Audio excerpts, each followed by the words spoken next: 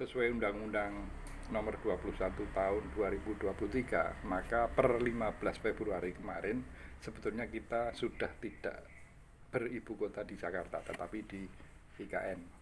Tetapi karena IKN sendiri belum siap untuk menjadi ibu kota secara fakta, artinya belum ada kegiatan yang terkait dengan tata pemerintahan, maka boleh dikatakan sekarang kalau de jure itu kita belum mengalami kevakuman tidak memiliki ibu kota, tapi de facto ya masih di Jakarta tentu.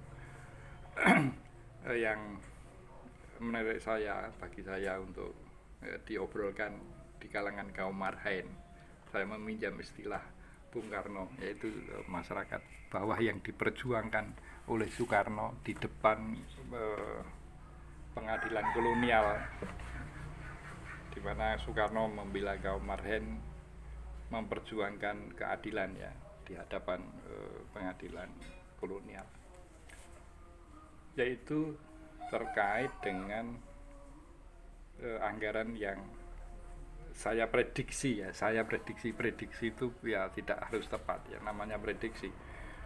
Kalau itu upacara itu diselenggarakan di IKN, maka basis perhitungannya kita pakai upacara yang diselenggarakan kemarin di Jakarta tahun 2023. Menurut salah satu sumber itu biaya yang digunakan untuk penyelenggaraan upacara 17 Agustus di Jakarta kemarin itu sekitar 11,3 miliar dengan melibatkan kurang lebih 8.000 yang hadir di situ. Taruhlah kita misalkan untuk yang di IKN itu tidak sampai 8.000, tapi misalnya kita asumsikan 5.000 karena tentu jumlahnya berkurang dibanding dengan yang di Jakarta kemarin. Taruhlah misalnya 5.000 yang terlibat dalam upacara HUT kemerdekaan yang ke-79 ya.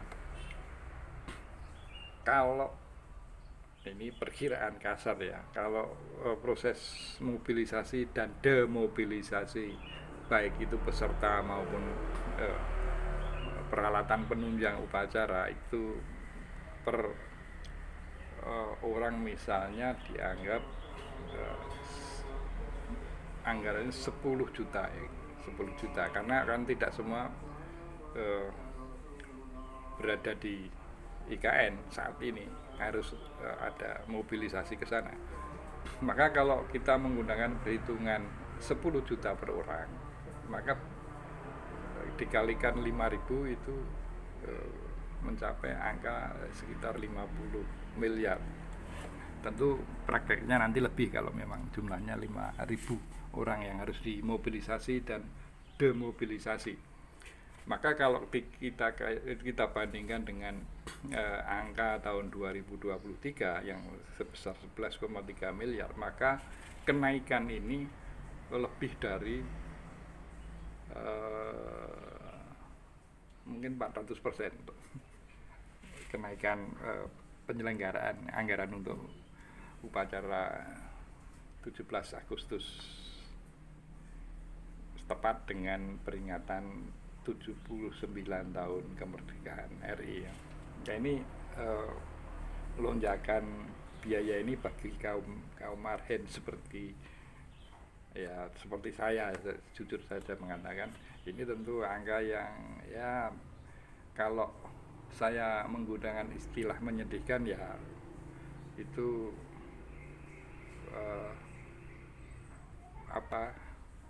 secara sugestif kurang baik bagi kaum marhen.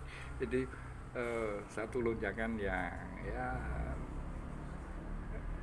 menggelikan gitu saja ya, kita sebut sebagai menggelikan daripada menyedihkan. Kita artinya ada suasana yang sedikit gembira dengan lonjakan anggaran itu ya, tapi itu prediksi, namanya prediksi kan bisa jadi meleset ya, mudah-mudahan meleset, karena kalau eh, benar terjadi lonjakan lebih dari 400% ini, ya kalau meminjam suasananya Bung Karno dulu, pasti Bung Karno akan eh, bersedih ya melihat kaum marhen yang masih, kalau ditampung di stadion sepak bola itu masih lebih dari 300 stadion sepak bola sekapasitas JIS gitu. Kaum marhen masih bisa berjejal di situ. Ini kan ya menggelikan gitu ya. Bukan menyedihkan tapi menggelikan. Salam konstitusi.